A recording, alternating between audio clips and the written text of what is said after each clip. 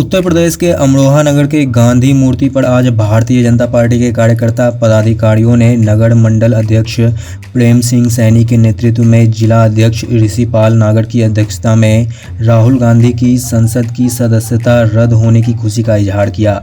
यहां उन्होंने प्रधानमंत्री नरेंद्र मोदी जिंदाबाद के नारे लगाए और राहुल गांधी हाय हाय के नारे लगाए।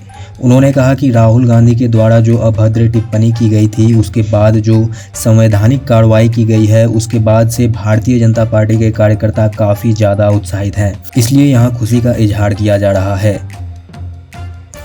अमरोहा से मोहम्मद इफ्तिकार की खास रिपोर्ट।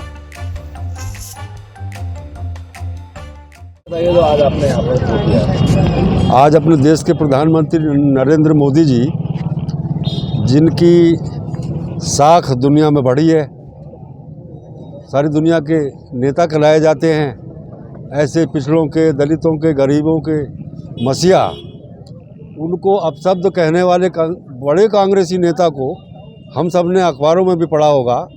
एक अदालत में एक मुकदमा विचाराधीन था, उन्होंने उनको अपशब्द कहा था और उस मुकदमे में उनको 2 साल की सज़ा हुई है। कानून की जीत हुई है। और दोपहर आते आते ये भी समाचार हमें मिला है कि उनकी शायद लोकसभा की सदस्यता भी समाप्त हो गई है।